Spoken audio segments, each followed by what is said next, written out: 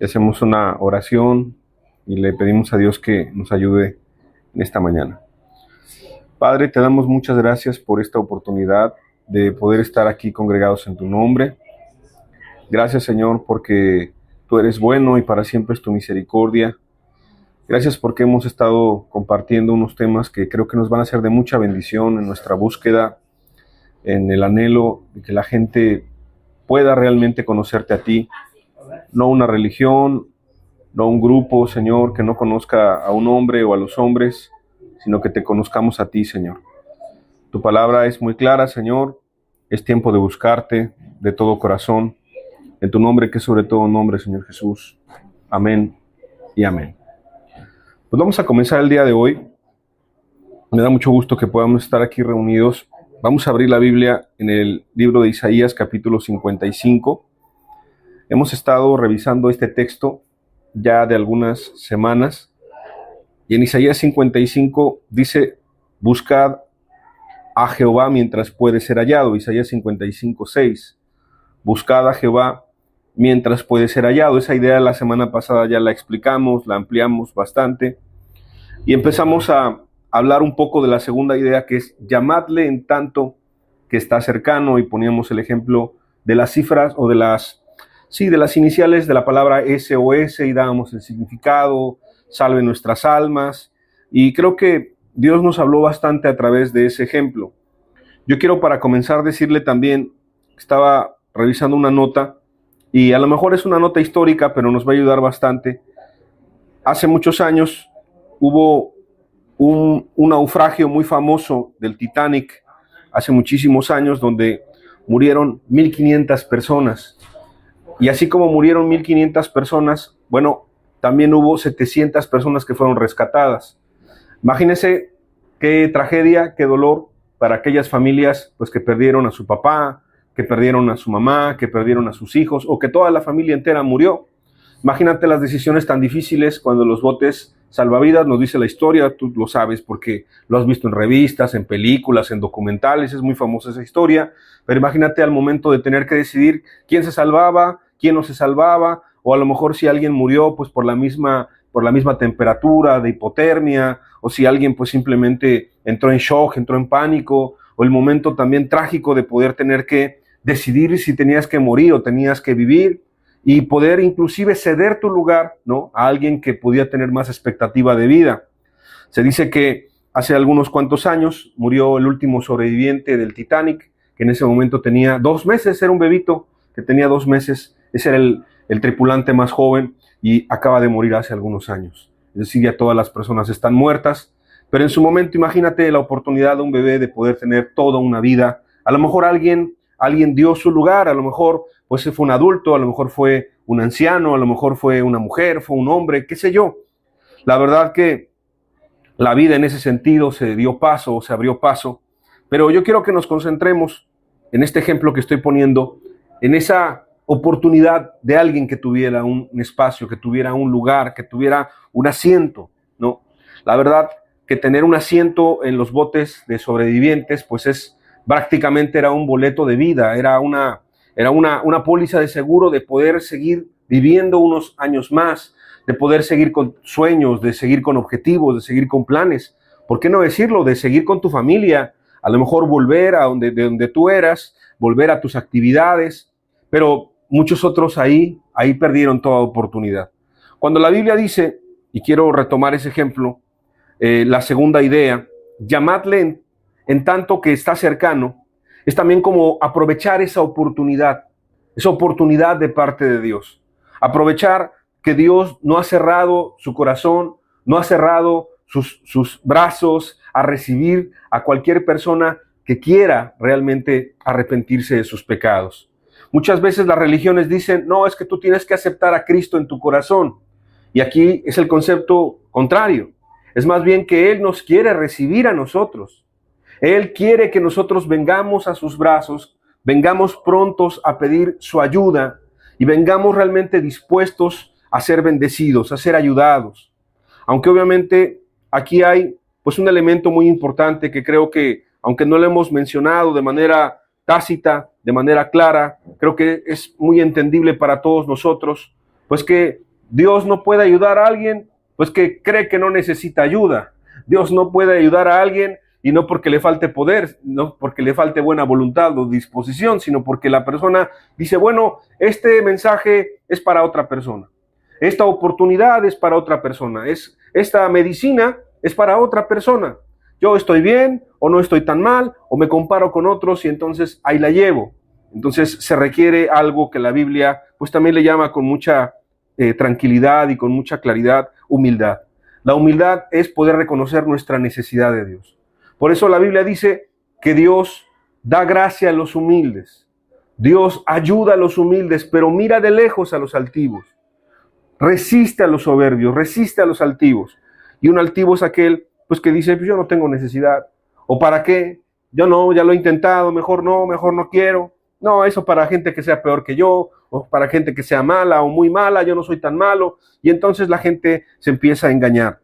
Cuando la Escritura dice, buscad a Jehová mientras puede ser hallado, llamarle en tanto que está cercano, es aprovechar esa oportunidad, es aprovechar ese asiento, ese salvavidas que realmente, si somos sinceros, como lo comentábamos la semana pasada, nosotros somos los que tendríamos que clamarle a Dios, salva nuestras almas, salva nuestras vidas, salva mi matrimonio, salva mi familia, salva mi ser, sálvame por favor, porque si no perezco.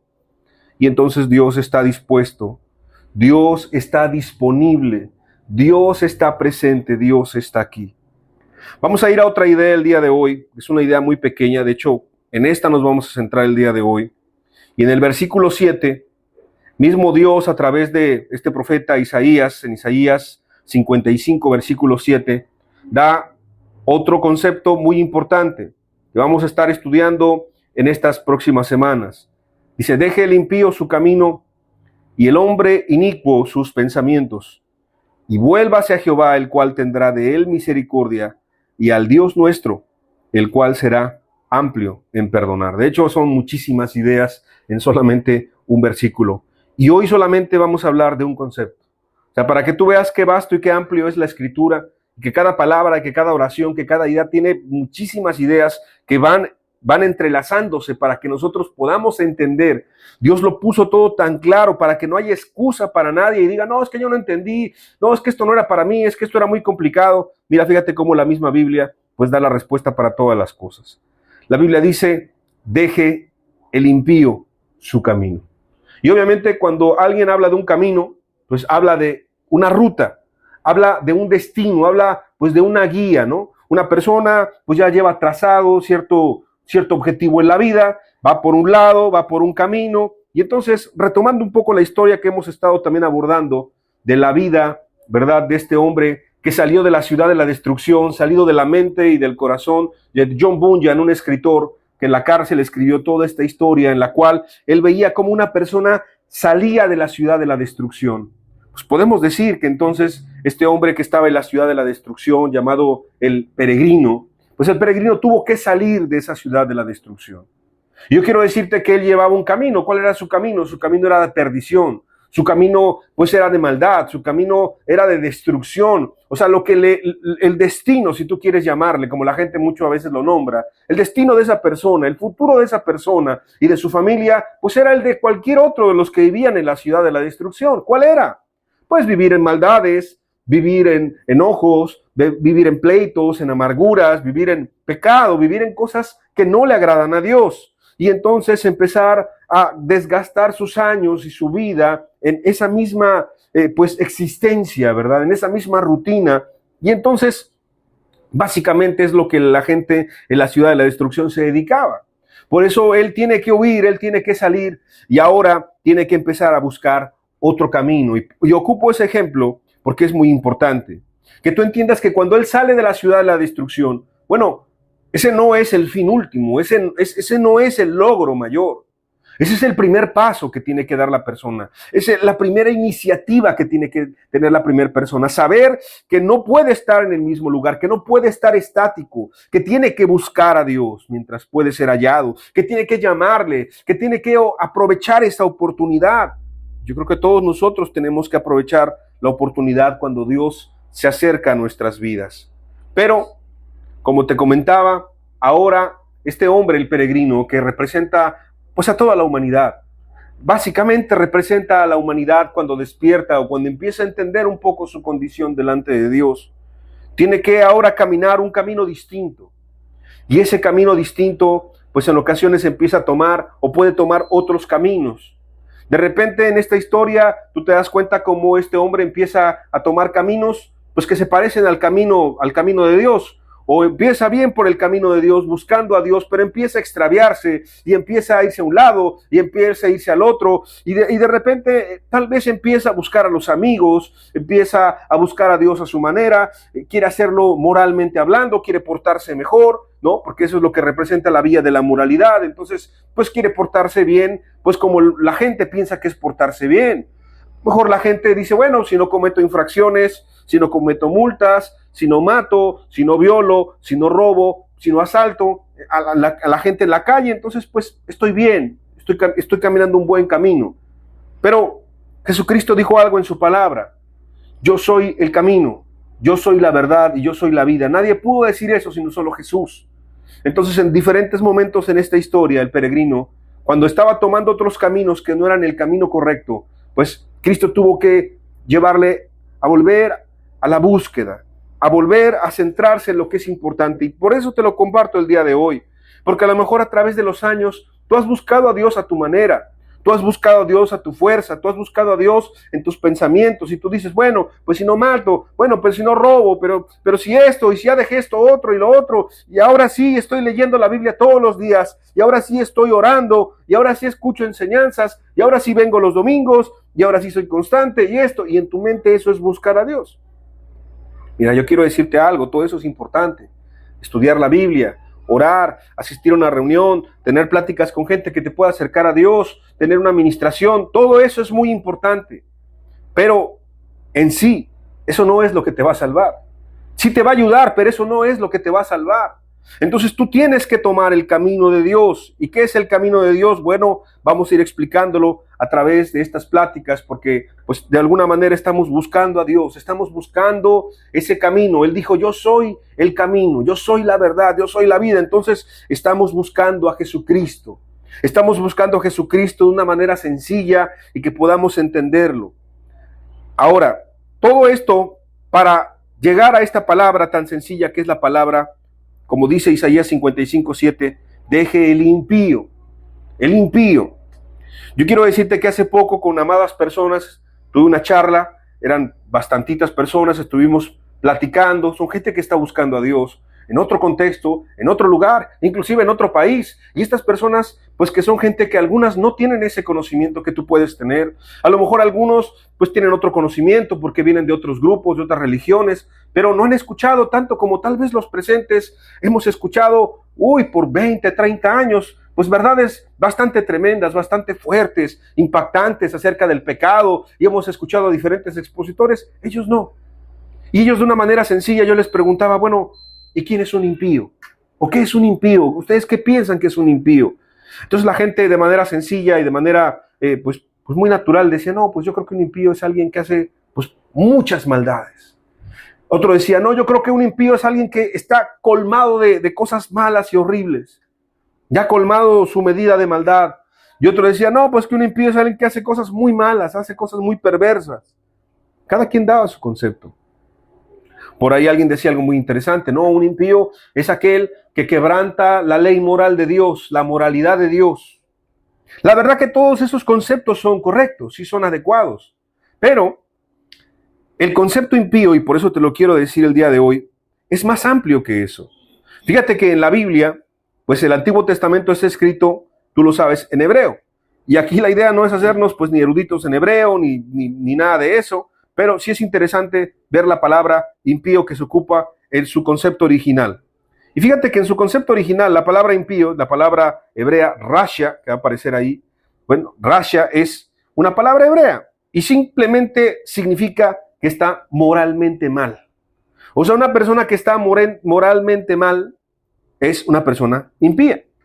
Otros sinónimos de la misma palabra es una persona que está condenada, una persona que es culpable, un delincuente, un inicuo, un malo, un maltratador, un malvado, un perverso y una palabra interesante, un pecador. O sea, simplemente la palabra impío significa un pecador.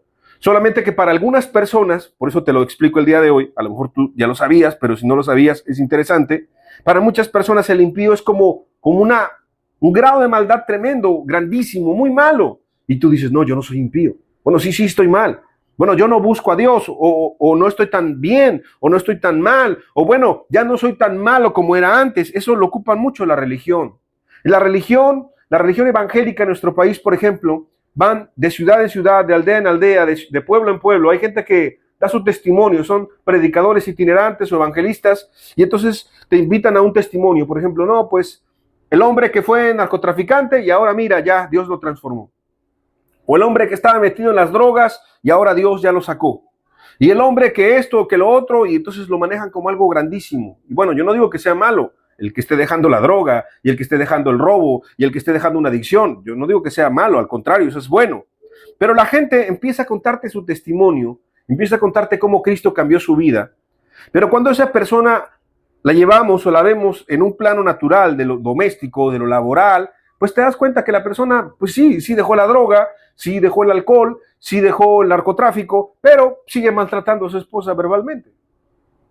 O la sigue pegando, o sigue con sus hijos humillándolos, o sigue en el trabajo siendo injusto, y sigue en el trabajo oprimiendo a su empleado, o si es empleado le sigue robando a su patrón. Es decir, la persona sí cambió en las cosas escandalosas, sí cambió en las cosas grandes, pero en esencia su corazón es el mismo. Entonces, para ese tipo de personas religiosas, yo les llamo así, la Biblia pues les llama fariseos, ¿no? Jesucristo así les dijo, hipócritas fariseos, inclusive, una palabra muy fuerte, pues son gente que moralmente por fuera es buena, pero por dentro es exactamente lo mismo. Y para Dios, el impío entonces, te voy a leer de un comentario que me pareció bien interesante, un comentario bíblico. El impío es algo más sencillo. Para Dios, el impío es aquel que lleva un camino malo, un camino incorrecto, e inclusive se refiere, te quiero leer literal, a las más sutiles operaciones del pecado. Es decir, alguien que hasta con el pensamiento esté todo el día pensando en algo malo es un impío. Ejemplo, alguien que no ha robado un banco, no lo ha robado, pero está pensando todo el día en cómo robarlo. No, mira, si yo agarrara a la mujer y entonces la atara y yo le hago esta trampa y entonces me junto con 3, 4 secuaces, amigos, y hacemos lo malo y entonces vamos a robar la tienda o vamos a robar esto o vamos a robar lo otro. Alguien que está maquinando, que está pensando, toda su mente está centrado en un pecado, en una falta. Todo el día está pensando en eso. O te pongo otro ejemplo. El hombre que, siendo joven o siendo adulto, imagínate una persona casada, y está pensando cómo engañar a su esposa con otra mujer. Y entonces él está pensando todo el día, no, pues sí, mira, voy a acercarme a esa joven porque se ve que está sola, no tiene pareja, no tiene novio, y mi esposa aquí no está, entonces yo, no, aquí no me va a ver nadie, entonces voy a empezar a hacerle así. Bueno, está todo el día maquinando, está todo el día pensando cómo hacer lo malo, cómo engañar a su esposa, y está pensando, y en su mente tiene que repasar una y otra vez, no, es que me voy a acercar con esta joven y le voy a mentir, porque aparte voy a mentir, le voy a decir, no, soy soltero, mira, soy sin compromiso, o soy viudo, o soy divorciado, soy lo que sea, la voy a engañar, porque aparte ella no me conoce, y mira, me voy a poner mi mejor camisa, y entonces, antes de ejecutar toda esa acción, tiene que estar pensándolo. Y a veces no lo piensa un día, no lo piensa 2, lo piensa semanas, lo piensa meses antes de actuar. Bueno, ese es un impío, ¿te das cuenta?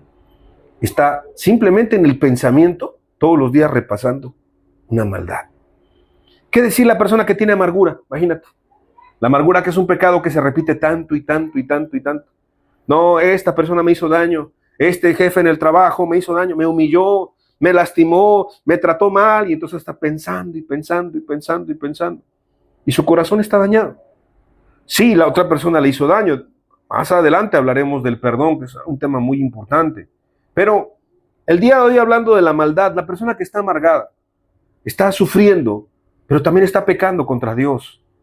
Está pecando probablemente también contra la gente que le rodea, porque dice la Escritura, sin ahondar en el tema, pues que el amargado contamina a todos los que están a su alrededor. Entonces tendrá malas palabras, entonces tendrá malicias, entonces tendrá gritería, entonces tendrá enojos, tendrá iras, explotará contra toda la gente que está a su alrededor.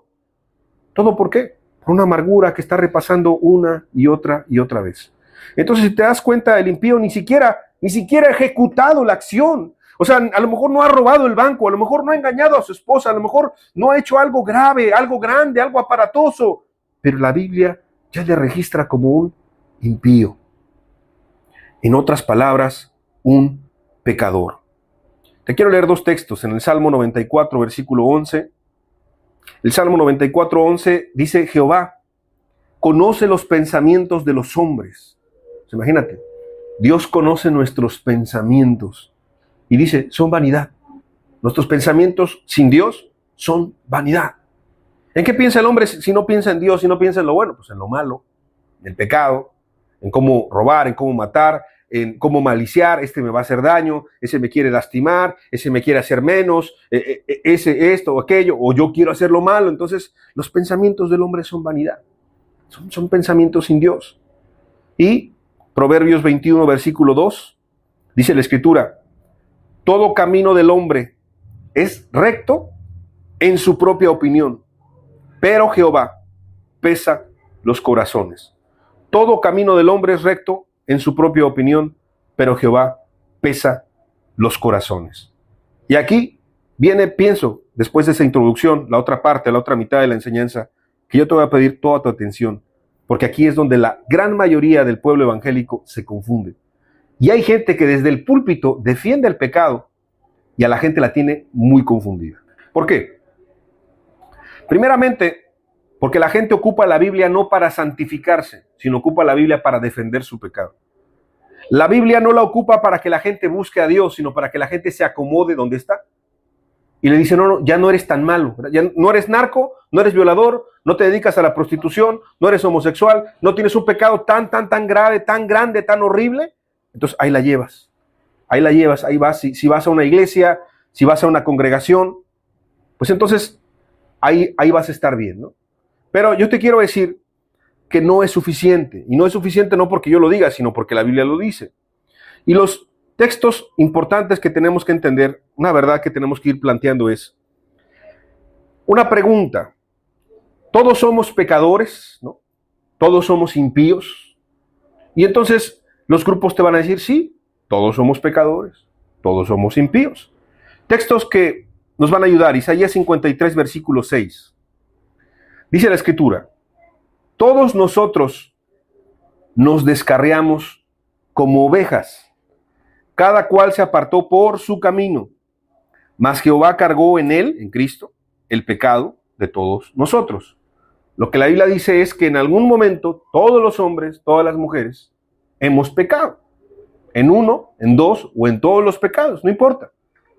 Porque delante de Dios, que es lo que te explicaba de la palabra y el término impío, pues tanto un violador serial, tanto un narcotraficante como un adúltero es malo, pero también un mentiroso, un celoso, un envidioso, un amargado es malo. Ahora, es obvio, no podemos decir que tiene el mismo nivel de gravedad, obviamente que no, ni la consecuencia, obviamente que no. Hasta en la ley humana no es lo mismo cuando alguien mata a una persona de manera imprudencial, ¿no? Un accidente, pueden haber muchos ejemplos de eso, a cuando alguien toma un arma y entonces lo planea y todo, y entonces tiene la premeditación, la alevosía, la ventaja, o mata a un niño, por ejemplo. O sea, evidentemente la consecuencia en la cárcel, la condena va a ser distinta, muy distinta. Y si tú vas a la ley y le dices, bueno, es que le mentí a mi esposo, se van a reír en tu cara porque van a decir, pues eso no es un delito, aunque sabemos que delante de Dios eso es un pecado. Entonces es obvio que hay gravedad en el pecado, o sea, hay cosas más graves que otras, pero delante de Dios cualquier pecado nos convierte en impíos, es lo que te quiero explicar.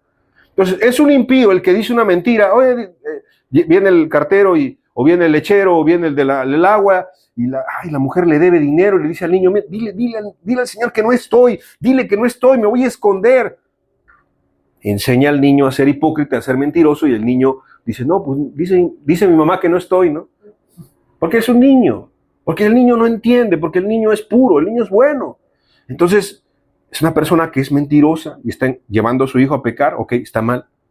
El otro, un violador serial, imagínate, está peor, pero delante de Dios las dos cosas son impías, son malas. Por eso dice la Escritura, todos nosotros, para que nadie se justifique, para que nadie diga, no, es que yo no soy tan malo, no, es que yo no soy tan perdido, es que yo ya no soy lo que era antes, lo que te dije en la religión. Bueno, no eras lo que eras antes, pero pues todavía sigues siendo una persona que tiene un corazón lleno de pecado. Sigues en tus impiedades, sigues en tus pecados. Y para eso apareció el Hijo de Dios, dice la Escritura en el Antiguo y en el Nuevo Testamento, para deshacer las obras del diablo. Si no, entonces, ¿para qué vino Jesucristo? ¿Jesucristo vino nada más para que sepamos que somos pecadores, de que somos impíos? Yo no creo eso. Jesucristo vino a esta tierra para poder librarnos del pecado, para poder librarnos del mal, para poder librarnos de nuestra vana manera de vivir. Dice Primera de Juan, capítulo 3, versículo 9, todo aquel que es nacido de Dios no practica el pecado, porque la simiente de Dios permanece en él y no puede pecar, porque es nacido de Dios. ¿Quién? Quien es nacido de Dios. Pero quien no es nacido de Dios sigue practicando los pecados. Ahora, esto nos va dando una idea bien interesante. Todos pecamos en algún momento de nuestra vida. Es más, primera carta de Juan, capítulo 1, versículo 8 y 10, el versículo 8 y el versículo 10 dicen lo siguiente: si decimos que no tenemos pecado, nos engañamos a nosotros mismos y la verdad no está en nosotros. Si decimos que no hemos pecado, le hacemos a él, a Dios, mentiroso, y su palabra no está en nosotros. Entonces, esta verdad dice que todos hemos pecado en algún momento. Todos hemos pecado. Aunque tú digas, yo he pecado menos que el otro, lo que sea, no te justifiques. Todos hemos pecado. No, es que yo no soy tan malo como antes, porque antes adulteraba con 10 mujeres y ahora adultero nada más con 2. No, es que delante de Dios está igual de mal. No, es que antes robaba yo a 10 tiendas porque pues, yo era un buen ladrón, pero ahora nada más robo uno porque ya no soy tan buen ladrón. No importa, delante de Dios, aunque robes un chicle, aunque le robes 10 centavos, de manera voluntaria, obviamente, eso es malo delante de Dios. Una mentira chiquita, una mentira grandota, delante de Dios. Es más, Jesucristo dijo, cualquier hombre que en el Antiguo Testamento mataba a su prójimo, lo apedreaban. Yo digo, Jesús dijo, cualquiera que lo odie en su corazón ya lo mató. En el Antiguo Testamento, cuando un hombre casado se metía con otra mujer en adulterio, lo apedreaban. Ese era el castigo. Jesús dijo, cualquiera que mire a una mujer para codiciarla, o sea, en su mente, en su corazón, tuvo pensamientos sucios, pecaminosos, estuvo deleitándose en los pensamientos, estuvo pecando, haciendo y deshaciendo en su mente. Para Jesús dice, ya adulteré en su corazón. O sea, Jesús parece que lo pone todavía hasta más difícil. Por eso la Escritura dice, si decimos que no tenemos pecado, nos engañamos. Todos hemos pecado de muchas maneras graves y delicadas. Ahora, fíjate bien, tiene su contraparte el texto, porque ahorita vamos a leerlo, pero al final. Romanos 7, versículo 14, 15, 17 y 19, te lo voy a leer. También es uno de los textos más controversiales, pero te quiero leer la parte y cómo lo entiende la gente. El apóstol Pablo dice, literal, porque sabemos que la ley es espiritual, mas yo soy carnal vendido al pecado, porque lo que hago no lo entiendo, pues no hago lo que quiero, sino lo que aborrezco, eso hago. De manera que ya no soy yo quien hace aquello, sino el pecado que mora en mí. Y yo sé que en mí, esto es, en mi carne, no mora el bien, porque el querer el bien está en mí, pero no el hacerlo, porque no hago el bien que quiero, sino el mal que no quiero, eso hago. Parece un trabalenguas, pero no lo es. Lo que está diciendo básicamente es, yo quiero hacer el bien, pero no puedo. Yo sé lo que es bueno, pero no puedo. Yo sé que es malo robar, pero robo. Yo sé que es malo codiciar a una mujer con los ojos, pero la codicio. Es que sí, yo no quiero hacerlo, pero no puedo. Entonces, estos dos textos, el de Primera de Juan y el de Romanos 7, son utilizados de una manera incorrecta y ahorita te voy a explicar por qué. Pero te voy a dar la explicación también de Romanos 7, así como te di la Primera de Juan, que todos hemos pecado. Esa es la verdad, todos en algún momento hemos pecado. Bueno, Romanos 7 está hablando de un impío, de un pecador, o sea, cualquiera de nosotros, que ya entendió su condición delante de Dios. O sea, ya entendió que está mal, que es impío, que es pecador, y ya entendió que por sus propias fuerzas y méritos no puede. No puede. A ver, cualquiera de nosotros. Por tus fuerzas deja de mentir una semana. Y alguien puede levantar la mano y decir, no, pues nuestros padres nos dieron valores excelentes. Yo no he mentido prácticamente en mi vida. Hay gente que no miente, ¿eh? Hay gente que es muy, pero muy honesta, así es. Muy transparente. Hay gente que no miente. Bueno, no le va a costar trabajo en eso. Pero ¿qué tal la bebida? Esa misma persona. No, la bebida sí. El alcohol me domina. El alcohol me puede. A ver, deje de tomar un año. Qué difícil me la pones. Deje de tomar un mes. Qué difícil me la pones. Hay gente que es más, toma todos los días para acabarla. O sea, todos los días. Y si nos vamos área por área, imagínate en el enojo. Hay gente que no toma, hay gente que no fuma, hay gente que no dice mentiras, pero ¿qué tal los enojos? Uy, no. Me agarraste donde sí, no, ese no puedo dejar el enojo porque con mi esposa yo le digo unas palabrotas y con mis hijos y que en la calle el que me la hace me la paga y yo me enojo. Bueno, yo quiero decirte pues que esa persona tiene un problema pues con el enojo, obviamente, ¿no? Y esa persona que tiene un problema con el enojo, de alguna manera puede decir lo mismo. Yo sé que está mal enojarse, pero no puedo dejar de enojarme.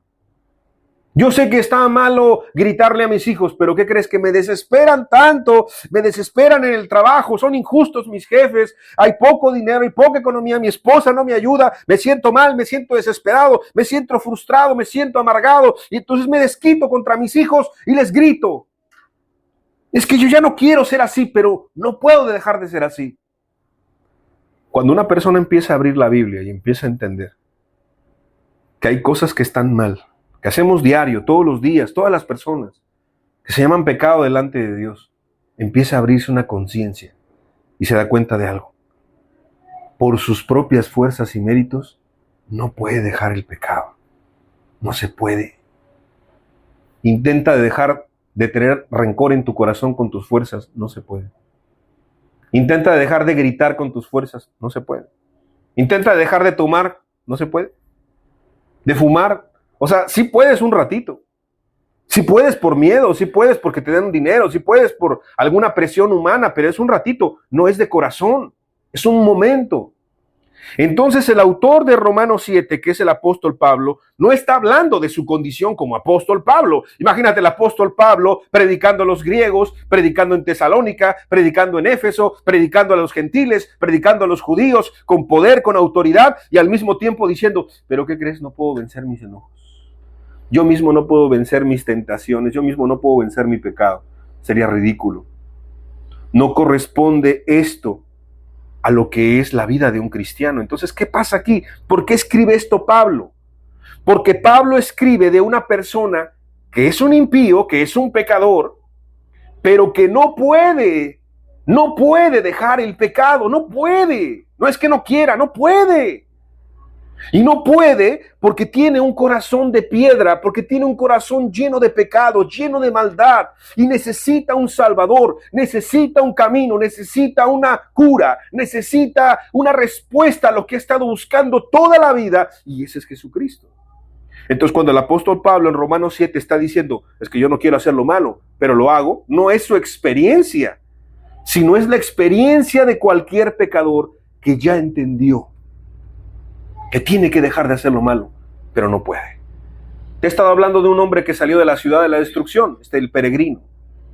¿Tú crees que cuando este hombre sale de la ciudad de la destrucción, dejó el pecado? No dejó el pecado. Siguió pecando. Era cobarde, tú lo puedes ver en la historia. Era miedoso. Lo apantallaba todavía, lo deslumbraba el mundo en algunos momentos, o sea, era confundido. Por eso cuando la gente empieza a buscar a Dios, no deja el pecado automáticamente, pero no se engañe. El hecho de ir a una iglesia no lo convierte en hijo de Dios. Es un buscador de la verdad. Yo a veces le digo a la gente, mira, no le digas a las personas que eres cristiano. No, yo quiero ser cristiano, pretendo ser cristiano, me gustaría un día ser cristiano, estoy buscando a Dios. Ese es el término más correcto. Porque si tú sigues en tus pecados, la Biblia dice que eres impío. Ahora, eso aplica a cualquiera. Aplica a un pastor, aplica a una pastora, aplica a un anciano, aplica a alguien que tiene un puesto, un cura, un sacerdote, eso aplica a quien sea. Si hace maldades, si hace pecado, es impío. La Biblia le llama así. Aunque tenga un cargo, aunque tenga fama, aunque tenga poder, aunque tenga dinero, aunque tenga influencia, aunque haga muchas obras de beneficencia, de caridad, aunque hace muchas obras de misericordia, no importa, si hace pecado, la Biblia le llama impío, pecador. Pero aquí está la buena noticia. Jesucristo vino por los que se habían perdido. Jesucristo vino por los impíos. Jesucristo vino por los perdidos. Jesucristo vino por los pecadores. Pero aquí está lo más importante de la plática. Y aquí te quiero poner que pongas la mayor de las atenciones. Otro texto que es malinterpretado. Primera de Timoteo 1:15. Palabra fiel y digna de ser recibida por todos. Que Cristo Jesús vino al mundo para salvar a los pecadores, de los cuales yo soy el primero.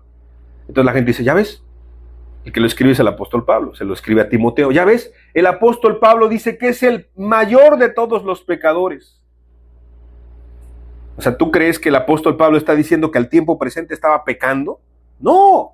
El contexto lo dice. Jesucristo vino al mundo para salvar a los pecadores, a los impíos, y de los cuales de una manera muy humilde, Él se pone en primer lugar de la lista y dice, no, es que el mayor de los pecadores, el mayor de los malvados, el mayor de los perdidos, era yo. Como dando a entender, si alguien merecía el infierno, era yo.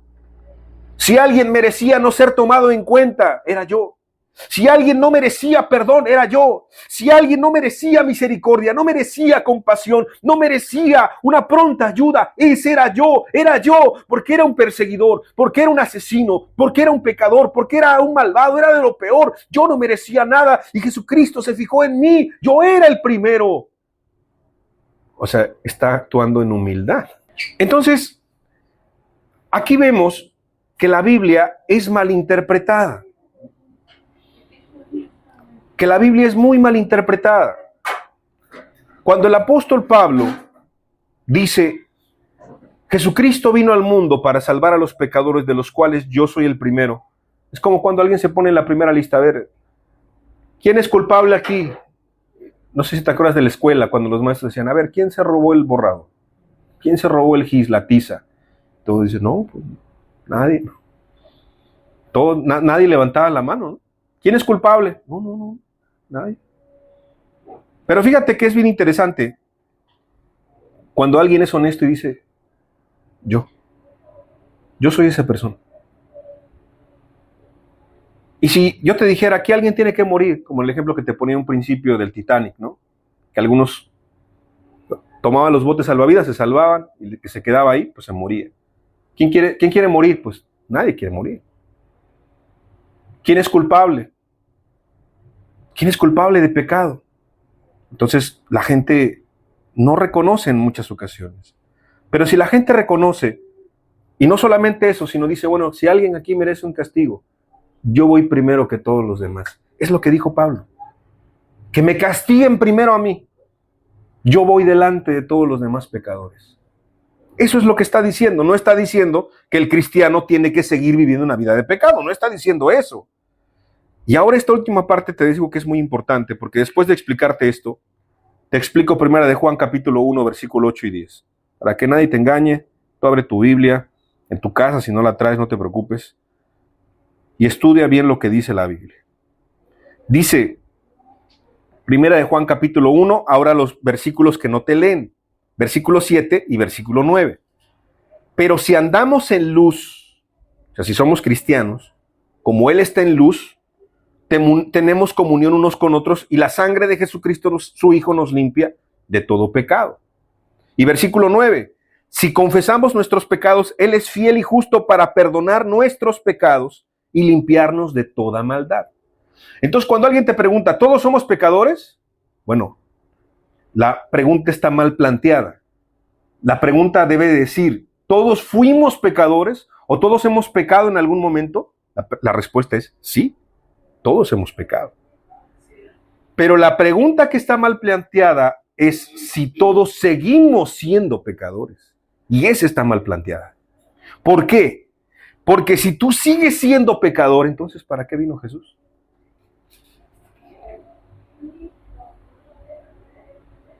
Si tú sigues siendo pecador, bueno, el día de hoy, porque uno es el pasado, todos hemos sido pecadores, sí, todos nos descarriamos. El día de hoy, ¿todos podemos ser pecadores en este momento si practicamos un pecado? Pues sí, también la Biblia dice eso. La pregunta es, ¿al cielo van a entrar los pecadores? Y la respuesta es que no. Y la Biblia lo dice de muchas maneras y en muchas partes de la Escritura. Sin santidad nadie verá al Señor. Ninguna cosa inmunda entrará al reino de los cielos. Y desde el planteamiento de ¿para qué vino Jesús? La profecía decía, y pondrás a su nombre Jesús. Al niño se iba a llamar Jesús. Porque él salvará al pueblo de su pecado, no en su pecado. Te quita el pecado. Te limpia el corazón, te lo purifica. Cuando la Escritura dice en Juan, que es un texto malentendido, hablando de Jesús, aquella luz verdadera, Cristo, que alumbra a todo hombre, venía a este mundo. En el mundo estaba y el mundo por él fue hecho, pero el mundo no le conoció. A lo suyo vino, a los judíos, y los suyos no le recibieron. No es que recitaran una oración de aceptar a Cristo, sino que no recibieron su evangelio, no recibieron su reprensión, no recibieron la exhortación, no recibieron el mensaje tan fuerte y tan importante de arrepentimiento y fe. No lo recibieron. Mas a todos los que le recibieron, o sea, a todos los que se arrepintieron, a todos los que creyeron, a todos los que entendieron que eran pecadores, pero ya no querían ser pecadores, a todos ellos les dio potestad de ser hechos hijos de Dios, los cuales no son engendrados de sangre, ni de voluntad de carne, ni de voluntad de varón, sino de Dios. Eso lo explicaremos otro día. En otras palabras, la pregunta final es, ¿todos somos pecadores al día de hoy? Y la respuesta es, yo no sé tú, pero yo no. Y yo no por la gracia de Dios, no en mis fuerzas. Porque si tú dijeras que no se puede dejar el pecado, entonces estamos violentando la gran mayoría de la palabra de Dios. Y termino con esto. Primera de Juan capítulo 3, versículo 6. Esto no lo puede explicar un maestro de la ley, porque puede leerlo, pero no puede vivirlo. Solamente un hijo de Dios. Todo aquel que permanece en él no peca. Todo aquel que permanece en él no peca. Todo aquel que peca no le ha visto ni le ha conocido. Hijitos, nadie os engañe, el que hace justicia es justo como él es justo. Y aquí la pone más difícil el apóstol. El que practica el pecado, o sea, el impío, el pecador, es del diablo. Porque el diablo peca desde el principio. Y para esto apareció el Hijo de Dios. ¿Para qué vino el Hijo de Dios a esta tierra? Jesucristo, ¿a qué vino? Para deshacer las obras del diablo. Por eso dice el versículo 9, todo aquel que es nacido de Dios, o sea, un hijo de Dios, un convertido, un salvo, un cristiano, no practica el pecado, porque la simiente de Dios permanece en él. El Espíritu Santo de Dios permanece en él y no puede pecar, porque es nacido de Dios. Al terminar una charla de este tipo hace muchos años, una mujer me dijo, mire, todo lo que usted dijo está en la Biblia, no puedo decir que no. Pero yo no he conocido a ninguna sola persona, un pastor, líder, a nadie. A nadie he conocido que no tenga un pecado, o no tenga pecados, la verdad. Entonces no puedo creer lo que usted me está diciendo. Le digo, pues no me crea a mí, créale a la Biblia. Y lo más importante, le pongo un ejemplo. A ver, existen los osos polares, usted los conoce, los pingüinos, esos que están ahí en los lugares de frío, y dice, pues sí, claro que sí. Le digo, ¿usted ha tocado alguno una vez? ¿Alguna vez lo ha tocado así? No, yo nunca he tocado ninguno. ¿Pero lo ha visto así cerquita, así? No, tampoco. Entonces, ¿cómo sabe que existen? Ah, pues porque yo he leído de ellos, yo los he visto en documentales, porque esto, lo otro, ¿no? Ah, bueno, entonces le voy a decir, lo que la Biblia dice es verdad. La Biblia dice que sí hay gente cristiana que no peca. Los hijos de Dios no practican el pecado. Y no porque ellos sean muy sabios, o muy buenos, o muy fuertes, o poderosos, o nobles, no. ¿Sabes por qué? Porque son nacidos de Dios. Porque Jesucristo limpió su corazón lleno de pecado y de maldad. Porque Jesucristo derramó su sangre para eso, no para que sigamos en nuestros pecados, sino para que fuéramos libres de nuestros pecados. Y así como los pingüinos y los osos polares sí existen, la Biblia dice que los cristianos sí existen. Y aunque tú no hayas conocido a ni un solo cristiano, nunca lo hayas visto, nunca lo hayas tocado, nunca hayas convivido con él, la Biblia dice que sí. Entonces yo le voy a creer más a la Biblia. Y la misma invitación que le hice a la mujer, le hago a los presentes. Si alguien todavía tiene un poco de incredulidad en eso. ¿Qué pasaría si tú nunca has conocido a un solo cristiano en tu vida? A uno verdadero. Y Dios quiere que tú seas el primer cristiano, la primer cristiana, de acuerdo a lo que dice la palabra de Dios. Termino diciendo esto. Romanos 7 es la experiencia del apóstol Pablo en tiempo presente, no. Es el apóstol Pablo entendiendo que un pecador quiere dejar el pecado, pero no puede. Pero Romanos 8 pareciera que es una persona completamente diferente. Dice, no hay condenación para los que están en Cristo Jesús. Romanos 8 es alguien que vence al pecado porque no anda conforme a la carne, sino conforme al Espíritu.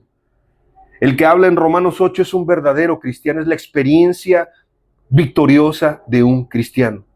Alguien que venció al pecado, no en sus fuerzas, sino con la ayuda del Espíritu Santo. Jesucristo vino a su corazón, limpió su corazón, le cambió el corazón de piedra. La Biblia en Ezequiel dice que el corazón de piedra es quitado y va a ser puesto un corazón de carne. ¿Sabes por qué la gente en sus religiones no puede dejar el pecado? Los pastores no pueden dejar el pecado. Las pastoras, los líderes no pueden dejar el pecado porque ellos mismos tienen el mismo corazón de piedra. Remojado en doctrina, remojado en religiosidad, remojado en conocimiento. Pero como un bolillo remojado, cuando tú lo sacas, se vuelve a endurecer. Así el mismo corazón de piedra es corazón de piedra.